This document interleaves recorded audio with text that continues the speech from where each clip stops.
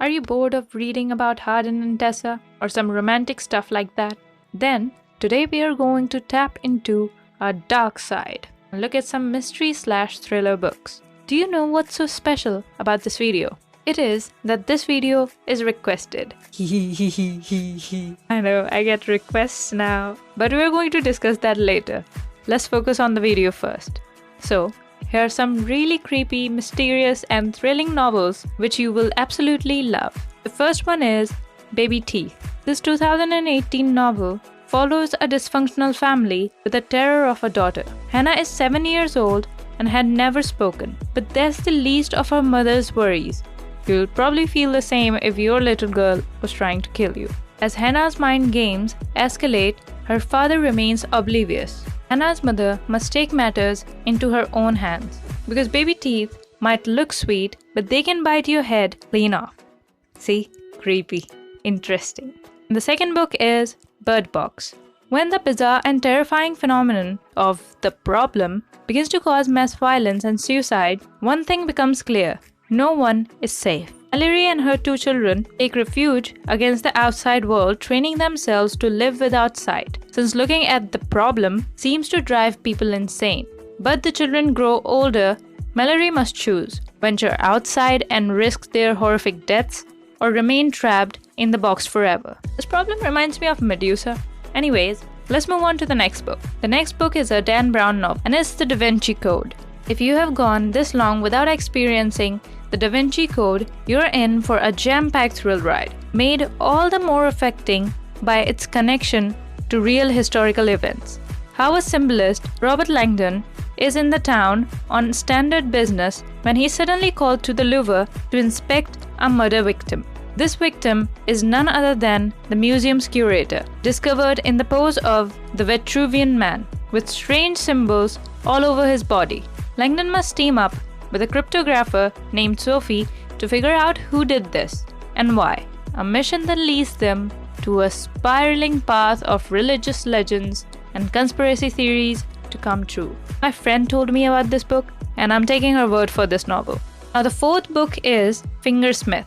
From the author of Tipping the Velvet comes another gloriously atmospheric Victorian story. Sue and Maud have been raised in opposite circumstances, and when Sue is hired as a maid to defraud the wealthy lady Maud, she thinks of it as a necessary evil. This is complicated by Sue's growing attraction to Maud, and thrown into chaos when Sue realizes Maud isn't who she thinks she is. Nice. Maybe Maud is a psycho killer or something, who skins cats just for the thrill of it. Yeah, don't read these thrillers in series. It really gets to you. I will have to watch Dora the Explorer now to pull myself out of this psychopathic vibe. But anyways, let's move on to the next book. The next book is The Girl on the Train, the suspense sensation of 2015. The Girl on the Train follows Rachel Watson, a woman who's lost everything: her husband, her job, and arguably her mind. Oh, hey. Hi. Welcome to the club.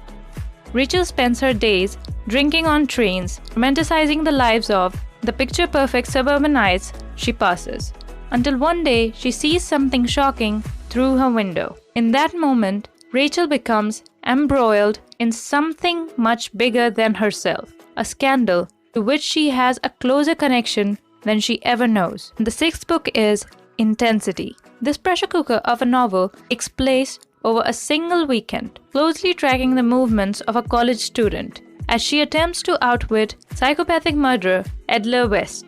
If she can stay one step ahead of him, his plans to kill again might be thwarted. But all this hangs in balance as the two remain neck and neck the entire book. Seriously, if you want to be sweating bullets while you read, Intensity is for you. This book is probably my favorite of all because it's got a psycho killer. Exciting.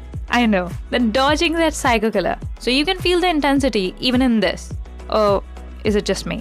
You should try this book. Anywho, the next recommendation is In the Woods.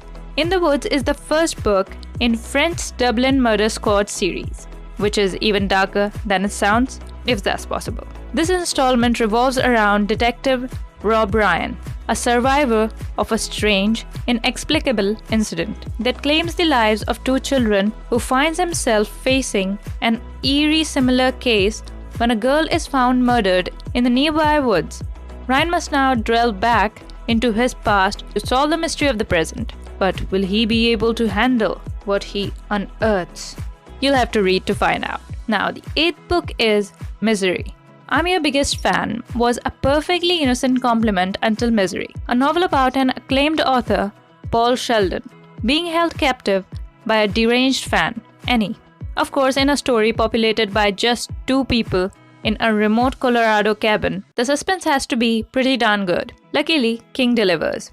From Annie's unpredictable outbursts, the creative methods of torment, to Sheldon's increasing desperation, you'll find yourself simultaneously transfixed and terrified right up to the very last page. See? I told you it's a good book. I love the torture part. I don't know why I said that. I just don't. I need to get my normal side back. Okay, let's move on to the next recommendation before I start talking like a psychopath again. The 9th recommendation is The Shining, an isolated, possibly haunted hotel in the dead of winter. Volatile alcoholic writer and his young family. Come on, what could go wrong in a situation like this? So, if you haven't read Joey Tribbiani's favorite book, just know that The Shining is not only one of the scariest horror novels of all time, but also one of the most suspenseful book. See, what King does is that he builds up to the climax with really well-planned writing. And now the 10th and the final book is Social Creature. The main characters of this novel come from completely different worlds.